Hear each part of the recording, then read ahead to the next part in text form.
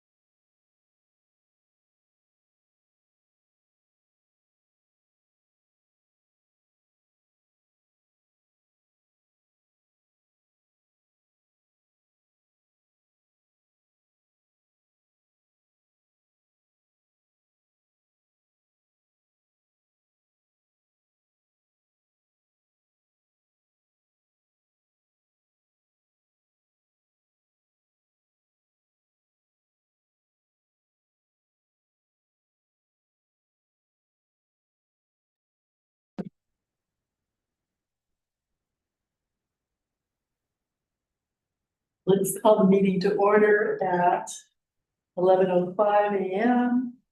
12:05. I'm sorry, 12:05. Approval of the agenda. May I have agenda approval? I make a motion to approve the agenda. I second. All in favor, say aye. Aye.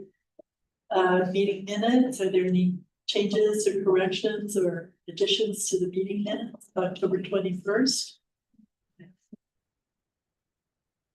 I didn't see any. I move to approve. Is there a second? I'll second. All in favor, say aye. Aye. Aye. Okay, public comment. At this time, comments from the audience may be made on items not listed on our agenda and our public interest with the subject matter jurisdiction of the district. The committee has upon policy limiting speech for no more than 3 minutes. The committee cannot take action on the listed on the agenda. Public input may be held for an agenda item that comes up with respect to and/or action. Are there any public comments? No, there aren't any public comments. Okay, on to the agenda. We're looking at old business. Okay. That's okay, she's connecting now.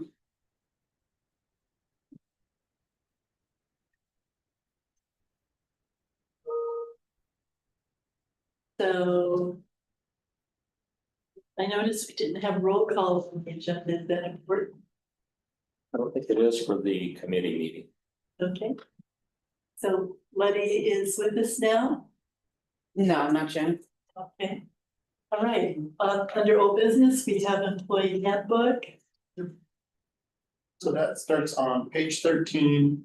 What we have here, the employee handbook had just been issued in January, which was a result of the work we did with Regional Government Services, RGS. As part of organizational assessment they had done a couple years back. So we updated that and had just brought that as an information item to the F&A committee in January. And at that time, there was a couple of questions on one of the sections having to do with the whistleblowing update. And so we had worked with our legal as well as Director Smith had reviewed this just to ensure that we expanded on it a little bit more.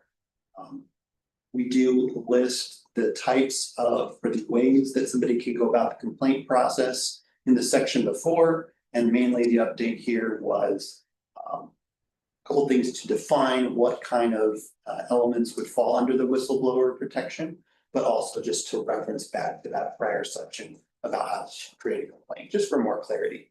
So that's what we're bringing here, is just those language.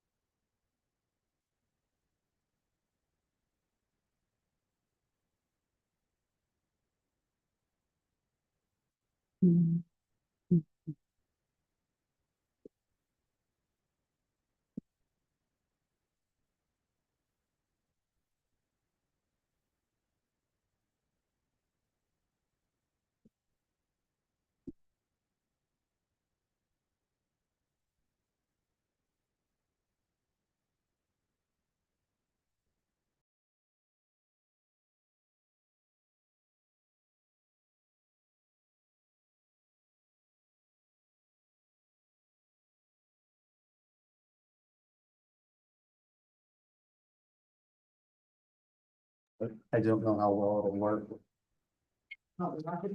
Mhm. There we go. It's a camera, right?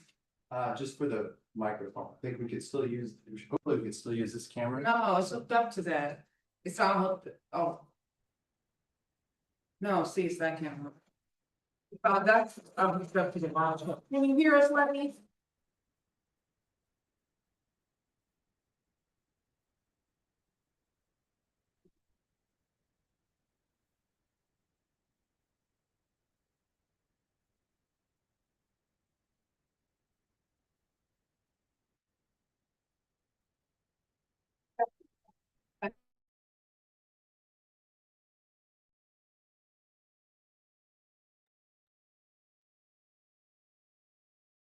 Is that a little mute on the bottom there? It says input volume. Here it comes. Testing, testing, testing. What's up? I mean, it won't even.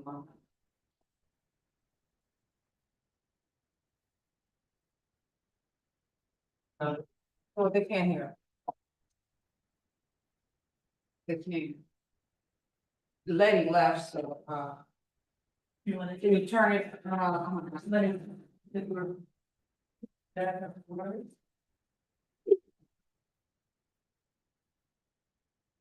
Here we're gonna do-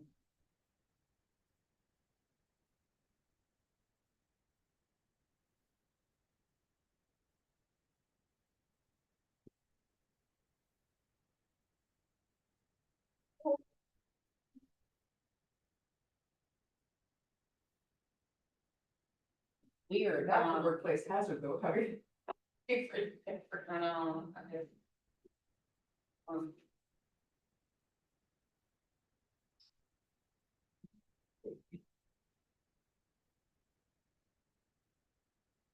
Let's see if they can hear us on,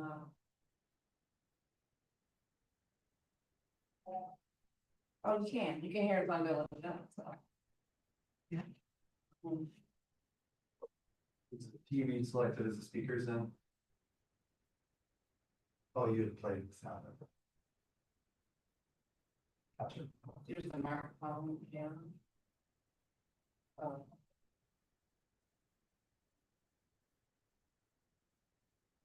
Glad you guys understand how to have another case.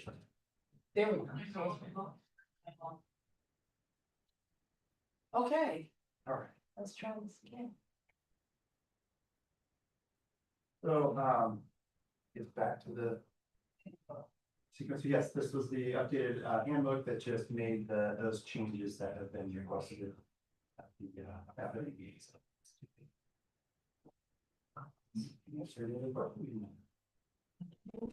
Look, okay, That's a good question. I think that's my question.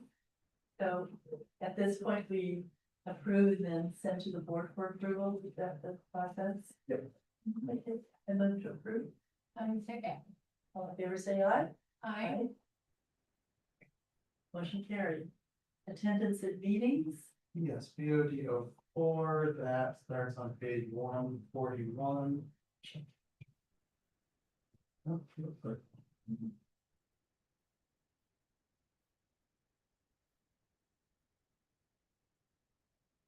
Okay, so this was an update that we had worked on, just related to the potential for attending the meetings. That this defines if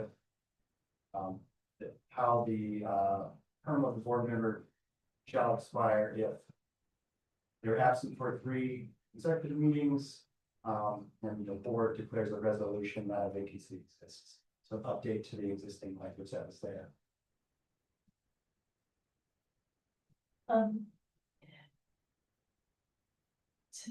to me, I would like to see some wording that talks about the definition of a absentee on number 2, because it doesn't include the ability for a board member to attend by Zoom. And to call that as a consider that. as an attendant. Well, that, not in this policy, but in regards to other elements, the make a notice if you're attending remotely, still be sufficient, or if there was an emergency and the board accepted that emergency declaration that allows somebody to participate, would be in there, but I don't, think. Maybe you just add refer to policy such and such that defines attendance. Let's see, because that's more Brown Act, not our policy. This Okay. language that Jeff was updating, was coming from the health and safety code regarding, absences, but. I can think, so yeah, we don't, offhand, I can't recall a policy that references that specific language.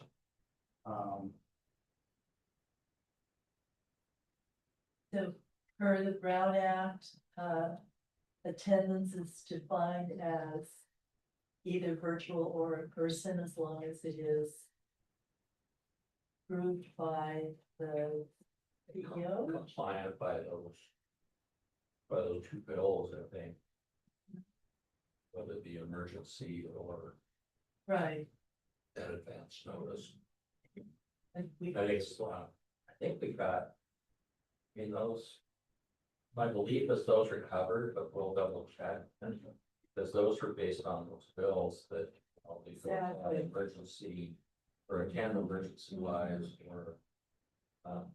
Or having their location notice on the agenda, but. Well, if you're not able to be, because you know how some things go more than here. And it's like an emergency thing, we can get on Zoom and we can hear it, but we're not gonna be able to add any input or, you know, any changes.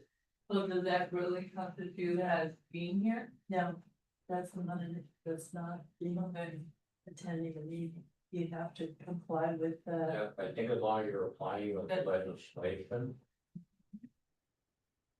yeah, but it doesn't state that here.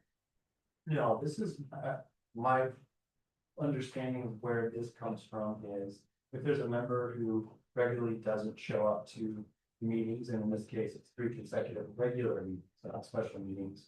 Or if there's 3 of any 5, the rest of the board could establish a resolution that declared a vacancy exists due to the absenteeism of that director.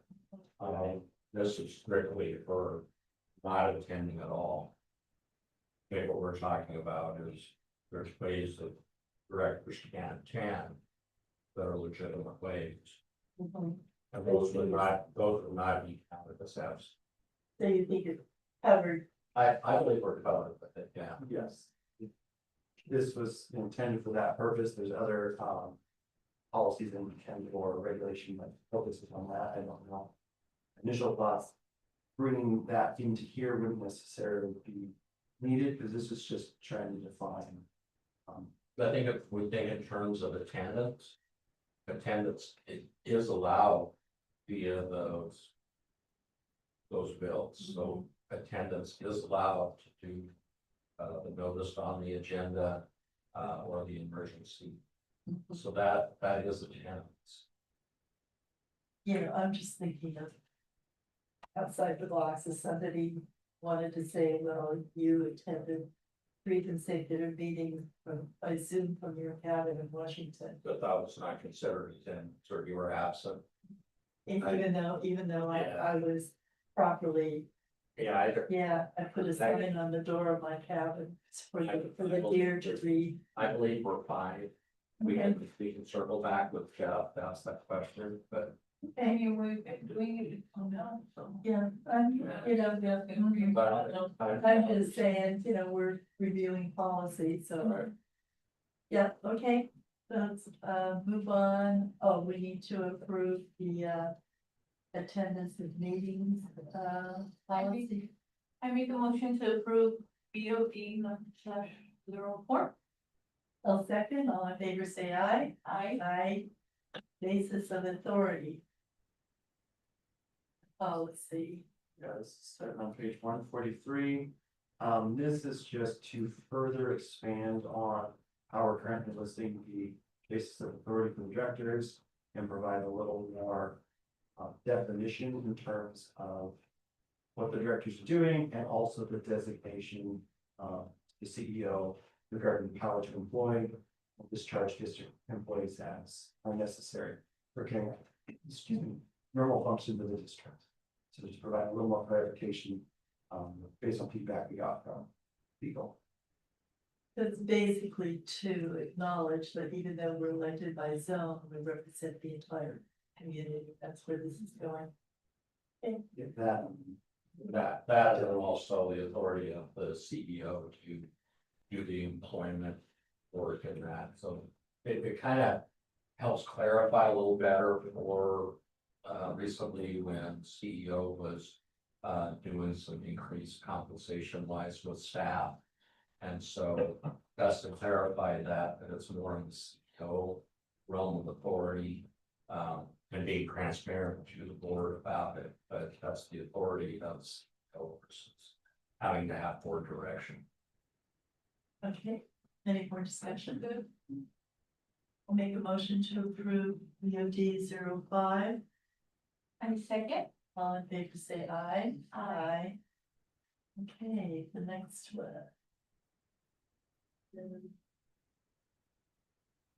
yes, on page 147. Check.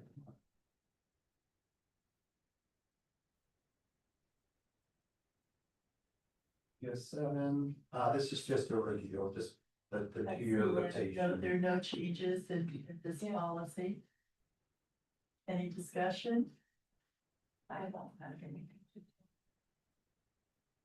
Make a motion to approve Well, second, BOD 07 for the agenda. All in favor, say aye. I, Okay.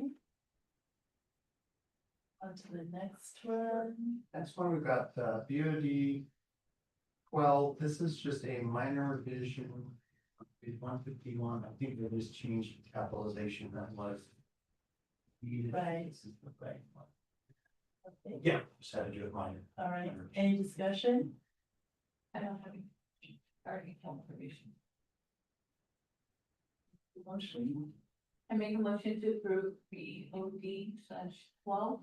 one second, all in favor, say aye. I, Ethics and sexual harassment policy. So this is on page 157. And this updates what the requirements were to incorporate updated requirements for fiscal and financial training. So this updates, we worked with Jeff to make sure that the language was up to speed in terms of not just ethics and workplace harassment training, but also to include the required fiscal and financial training. And the specifics around that. So it's 3 different trainings then, right? Yes. They lump them all together, so that having a policy. Yeah, no, like, you can have a little policy, SB 8. because it is required. All 3 of them are required, Yeah. so. Any discussion? I'll make a motion to approve ethics and sexual harassment policy, BOD number 14. I second, All in favor, say aye. Aye. On to board member compensation guidelines, BOD 21. 21, which I have on page 161. This updates the annual value per fiscal year for the compensation of insurance premiums. That value is based on the annual cost to provide health, dental, and vision to the board member. So this increase from 16,250 to 18,250 reflects the increase in premiums that went into effect beginning of 2026. Answer any other questions you might have. I don't have any questions. In the group,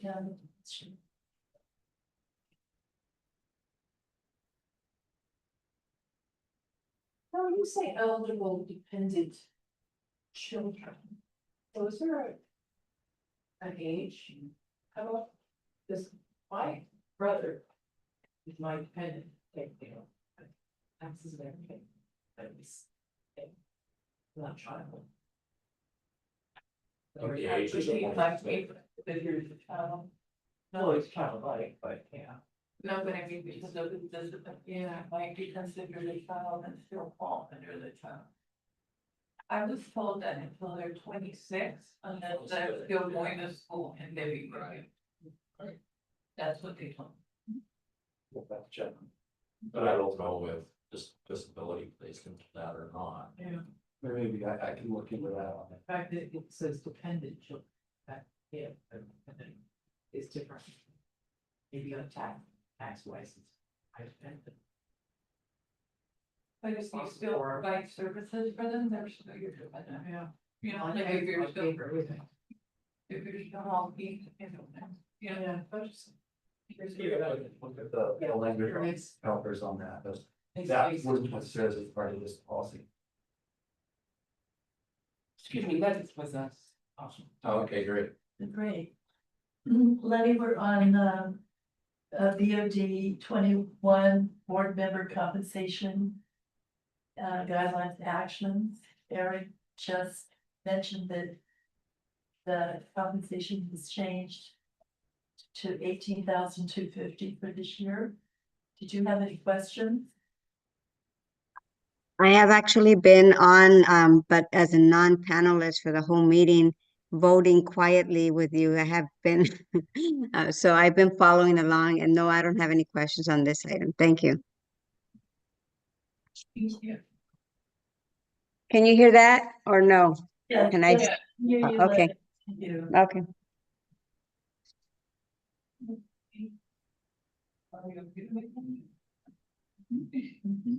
I make a motion to approve BOD /21.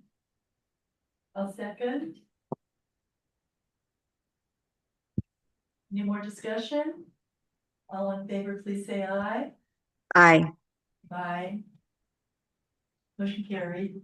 Onto policy for leasing, LPM 01 policy for leasing. Yep, so this starts on page 167. This particular policy, we're updating the language regarding notification to DRMC when we have a vacancy at the medical plaza. So in the past, we've provided a longer period of time, and oftentimes it doesn't end up resulting in occupancy by DRMC. In fact, more recently, they've let go of one of their suites and we were able to lease that to somebody else. So we're just refining that to make sure we make notice to them that they'll let us know within 3 business days if they have desire to lease the space. If they do, you know, what we want to make sure that we are able to negotiate a lease within 30 days, which is that part's already in the policy. Our main update here is just updating it from 15 days to let us know that they're interested down to 3, just so that we don't potentially lose out on some time here. And they're okay with this? Yep, We're gonna send it to them. I've already discussed with Mike. That we're going to look at reducing the number of days. And, you know, to make it shorter, and I explained to him why, because back when we originally did this policy, it was when we had a lot of vacancies. And now that, you know, we're 100% occupied, you know, if we have a space that becomes available, there's gonna be somebody that wants to snatch it up, so leaving it at 15 days doesn't make sense in this environment. I think he understands that. But we said that we would bring it to the committee and then I'll share with them what the number of days, and I shared with them that we planned on, you know, between 2 and 5 days, and we're proposing 3. So. So if they come back with a different number of days, does it have to go back to the committee or just send it to the board? Well, and I don't think it's up to them to approve, but I would like for them to buy into. Exactly. So, yeah, so based on your approving today, I'll just confirm with Mike, that they don't have any issue with it. But I did share with them that we intend to, decrease the. But I think that makes sense. I mean, I don't think they would be opposed to it. Well, I don't think they're gonna give it up this building, you know, empty for so many days. No, They can rent it. if they- No. if they have need, typically they're contacting us. You know, proactively as well, so. And like Eric had indicated, they've actually been giving up some space as well, or transferring it. All right. Any more discussion? Do you have any questions? No, I'm fine. Thank you. No, thank you for the explanation, Chris. Okay. May I have a motion to approve? I mean. I'll move. Oh, I'll second it. Okay. All in favor, say aye. Aye. Okay, policy for the police execution policy. Yes, this starts on page 171. This is just a review. No changes to it. Okay, I'll move to approve. I'll second. All in favor, please say aye. Aye. Next, grant policy, grant and mini grant policy. Yes, so this is all starts on page 175. The changes that we have here were brought to the legislative committee, I believe it was. And just provides clarification regarding 80/2019. So this is just routing it back through to the policies committee for validation, but it provides more clarity and sort of More flexibility to staff, be able to communicate with, prospective, grantees. Doesn't limit board members, because I kind of feel that that's really the intent of the author. So this would allow staff then to communicate more with, grantees and explaining and, you know, describing how it can apply, et cetera. But Should there be some wording that says something like board members should refer prospective grantees to staff? I don't think we can do that, right? I think, We can refer. I mean, I think that's okay for you to refer to the grant policy on the website. I think that would probably be the preferred. And then they can reach out to staff, or you can say that, but speak with staff. But we do want to be respectful of the author's intent, you know, to prohibit, you know, the board members from actually out speaking, promoting specific grant details, so. Okay. Did you have any questions, Letty? No, I'm okay. Yeah, thank you. Anybody else? Comments, questions? I can. Make a motion to approve. OP 05, the grant mini grant policy. I'll second. Letty second. All in Yes. favor, say aye. I,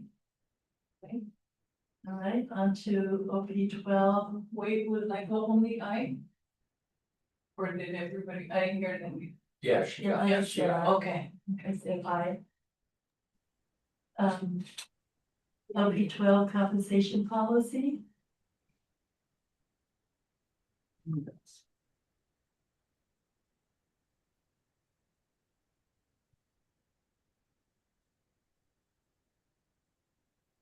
sorry. Get my point of reference here. So this starts on page 195. This policy, these changes are kind of in conjunction with what we did with the board authority. Just providing a little more definition on in section 3 regarding pay increases within the salary range. So this is just referencing that if there is any pay increase outside the merit increase process, it should be authorized by the CEO within the range approved by the board. And then in this, talk about the introduction of new positions will require approval by the board.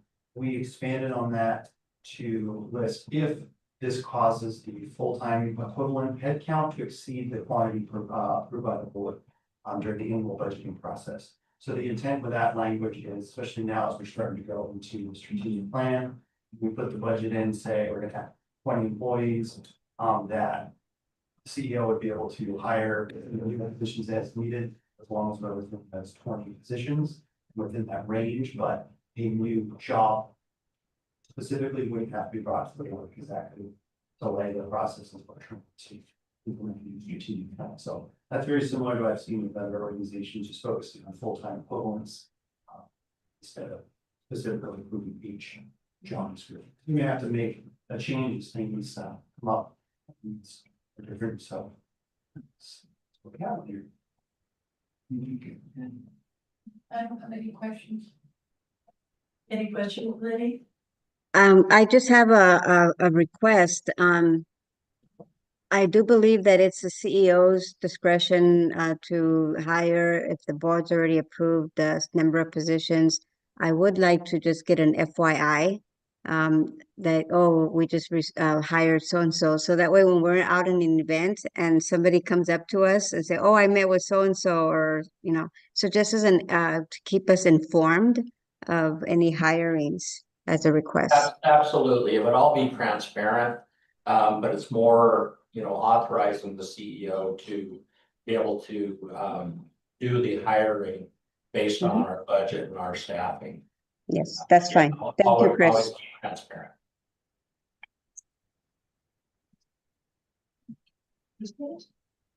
Any other comment? Okay. My turn, I'll make a motion to approve OP 12 compensation policy. I'll second. All in favor, say aye. Aye. Okay. Next is volunteer auxiliary program discussion. Yeah, so this is an item that was noted in the last committee meeting regarding the potential for establishing a voluntary auxiliary. So we appreciate Donna was able to put this information together that just talks about the different elements that she's able to find. Brought this up as a discussion piece because there's quite a lot involved depending on what direction would be wanting to take. And so it wasn't as easy as just bringing back a policy. So we really need to know where we're headed with things, even with strategic plan coming up, that might provide more clarification into where we could potentially use volunteers. And then from there, once we know as far as staff, what the direction would be a little easier to fine tune that, as well as be able to provide, hey, if we're doing this, it's going to require this insurance, these type of forms, this type of supervision, and whatnot. So I don't know if there's any other items that you wanted to note specifically, Donna. So there's a lot of information in here. I see that. I printed it all. But I know that, yeah, a couple of last few functions, Sergio's had some volunteers show up. Were they covered by our liability insurance? As That is a good question. Yeah, I mean, you go into detail here about how volunteers are covered by the districts, or should be the foundation's volunteer insurance. Well, that's something we have to consider then as we develop a policy.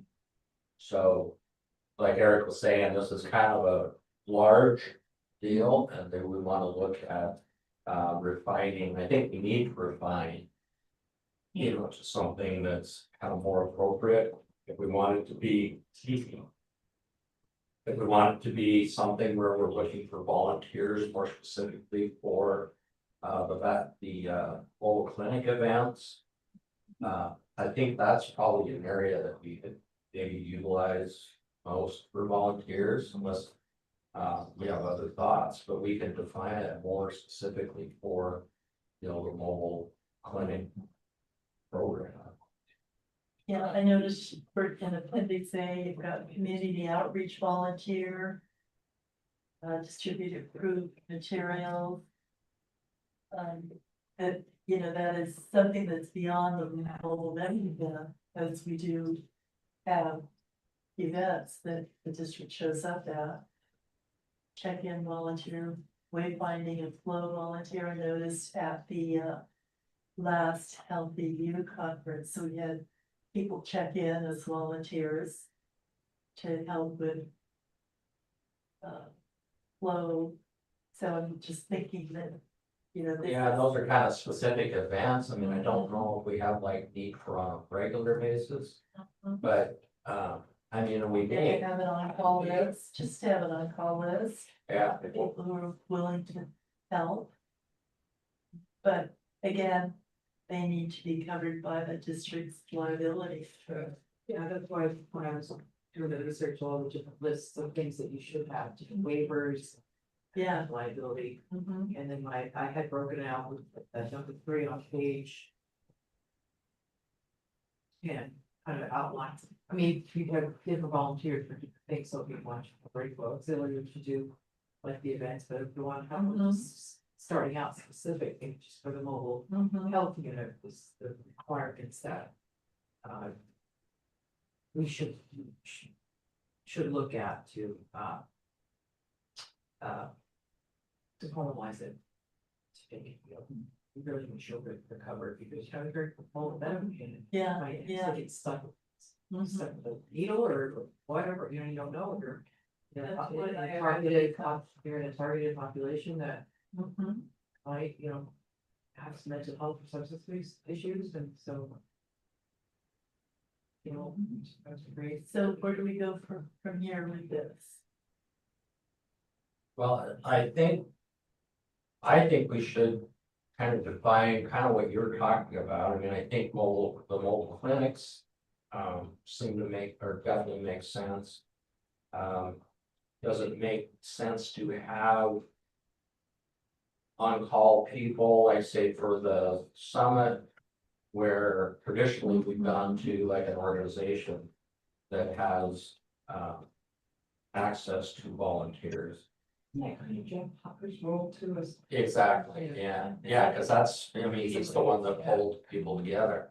And I think that process allows or avoids the ability more for us versus us having them designated.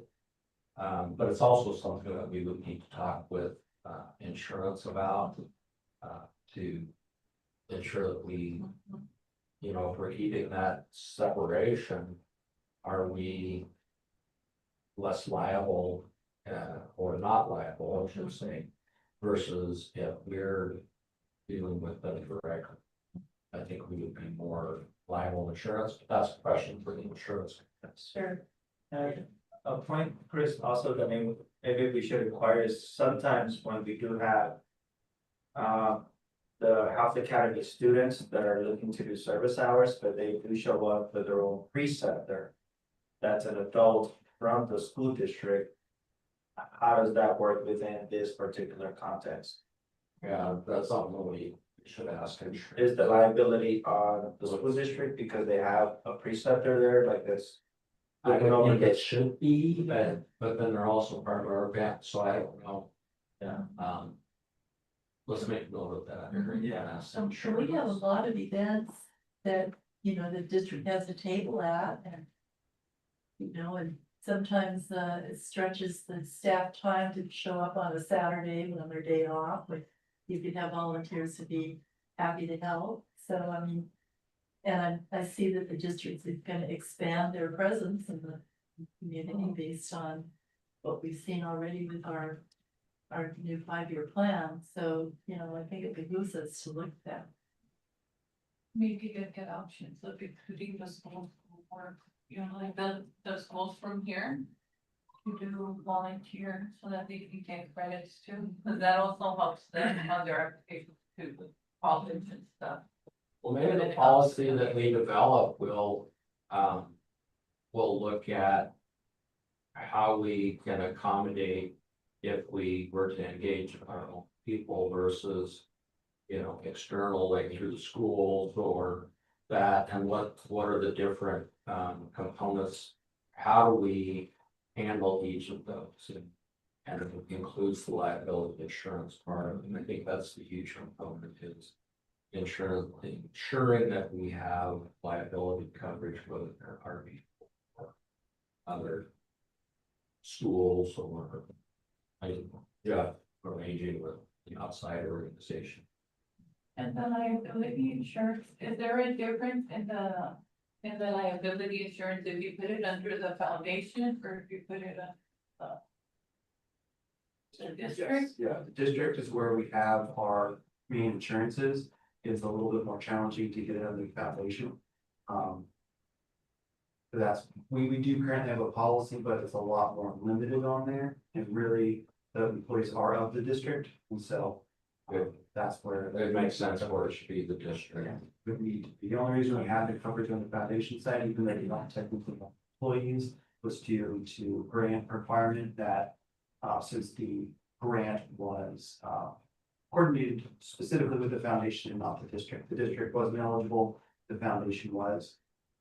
But yeah, it ends up being more limited in scope, unless.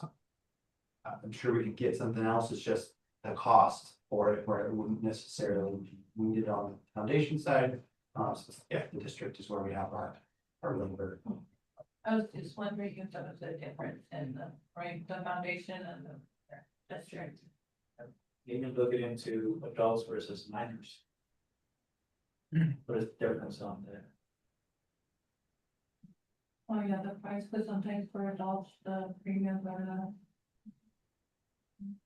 And if you have minor volunteers, They get you don't to, want to have minor volunteers. and I think he means minors under 18, like the school age children, you know, like our 15. Yeah, but then you said that comes with it, right? yeah, but are they covered? Yes, that's what we want to find out. If we're liable. Yeah, I know, but we don't normally have children under, students under 17 coming by themselves to volunteer. No, we never That's had a that. whole, that's a whole different. No, we've always had. Yeah. Yeah, when I coordinate with the health academies, they always, excuse me, they always send a supervisor, and that's district policy, school district policy. That they cover the pre, and they stay with them like the whole time. It's not like they come drop them off and it's all right, you're under your supervision, or they stay like the whole day there, with the students. Yeah. You can also point about if staff is, not available to man the table at an event, maybe we have volunteers that do that. Yeah, do some extensive training with them too. Us, Yeah. here we have the wrong. Right. About the district or foundation. Oh, yeah, you want a grant? Sure. Yeah. yeah, exactly. Oh, sure, to get something. I know, well, I mean, I'm looking at the policy of the hospital for their volunteers. You do a background check, you do a Again, yeah, a live scan, you're, they go through an orientation. But I think that in those instances, we would still have to have a staff member. Give them the materials, open up the door to come and pick up the easier, the table. The tablecloth, all that stuff, and then for them to come and return it. So it's still gonna require some staff time, and I know we've been discussing some additional staff on the community engagement side that might be able to alleviate some of those. Yeah, it might be, like where, like Chromatores, where Yeah. if we staff some people internally that. Can do a lot of that kind of work. Yeah. Exactly. I think that would be a good. Yeah, so I wouldn't feel comfortable just having volunteers, to Donna's point of just having them out there on their own without. A point person or an assigned staff Yeah, member being there to support them. and that should be included in the policy as well. There is a And integration, that- training. Oh, Yeah. And back to the discussion about foundation and grants with other collaborative foundations for programs that don't come through the district. That, we're talking about looking at that as well at some time in the future, so, maybe we should build a policy on foundation. Events as well. Where volunteers would be covered. Because through the foundation, you can apply for certain, being ranked with it's a foundation. It's a Like nonprofit. saying how I was saying about the, ECM program, right? Maybe it's for my daughter, or whatever you can bill under that. So. I think the foundation would be used more for that type of work, right? like the nonprofit and Well, if we're, applying for a grant. because we can have, like, say for us, even, we're employees of the district, but we do work for both the foundation and the district. So we'd have to look at that specifically, but I think if we're doing foundation related work, they can be in a district. So like a hired employee, like say if we did do community health worker or whatever, they'd be district employees, but they could do work that, or say if we're working with other foundations with collaborating with funding or external That's what I'm getting at. partnering that, then I think especially for liability purposes, as much as we legitimately make sense for the district, I think it's better, it's a little harder to get the insurance coverage for the foundation, but as that grows, then maybe that's gonna require something more there on the insurance side. That's where on the district side, we've got the SDRMA, our Special District Risk Management Authority covering, because we are a special district where foundation isn't covered under that. Since it's the 501(c)(3), and so we have to have a private insurance carrier to cover it, and that's why we have that limitations. But I think, from when this is all being said, lots of thoughts in terms of, as my goal, making sure that we have the appropriate coverage is to define, what I pictured as I was looking through all this and trying to prepare for what questions can come up. After we get through the strategic plan and we know what we're focused on, we could then define where would volunteers be most suitable for that. Then that way, that gives me the direction I need to start looking at what all that would be involved in. Decisions can be made. Is it worthwhile to have that expense in these certain areas, but maybe in some of the others, it involves more staff time to keep up and to make sure we have all these things there versus say hiring a physician to do such. That's I think where those comparisons could be made. So what's the next step? Because I was just gonna say, I think we're in the beginning stages, right? Still Mhm. trying to figure out which way to move, so I think. They would just have to continue with the process, and we'll come back with options on the. Yeah, we can work on formulating some language, narrowing it down more, and then, have further discussion about it next time. And at our next policy meeting, we will have our 5-year plan in place, so we'll know what direction we're going.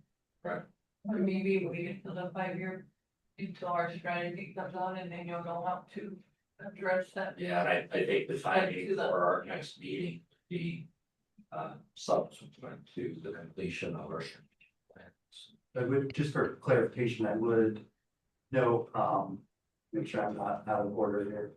If we have that plan in place, then the next time could be a discussion on where volunteers could best be placed. So that way that research could be done to bring back a draft after that point, as opposed to having a draft next one, because I don't know that we have enough information yet defined, just as far as being efficient on my research on it. It's gonna take time though, it's not something that you can do from one day to another, it is time and research. If you notice on page 1, that I said, volunteer and staffing plan tied to the district's new 5-year strategic plan that will first map strategic goals to specific roles. Paid and volunteer, so. Kind of basically what you were saying is once we get the staffing plan, then like, where can you place volunteers? We're still continuing on investigating research. Yeah, so this is a work in progress. It's a working process, obviously. Yeah, you said ensuring clear KPIs. Oh, those are key performance indicators. That's not. Sorry, I just lost the you. term. Are we not meditation? Yeah, yes, please. Let I'm fine. I've been following and I don't have any questions or comments. Thank you. any more discussion? Okay, it sounds like we're good here. Do we have any, where am I? Here we are. There you go. You know, new business.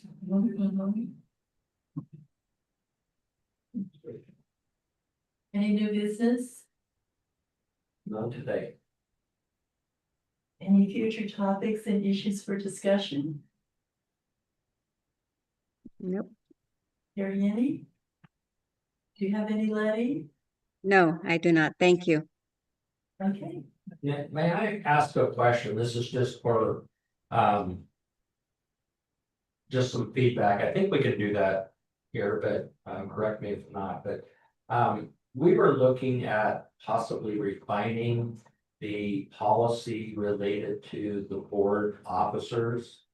And that, because this last year, which was the first year of moving to the rotation, you know, by seniority.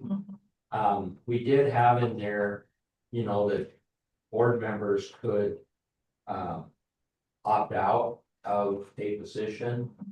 I think it was kind of intended for that to be this first year and maybe at the president level. But I think we had the situation where directors did not want to accept it. They kind of kept going in a loop.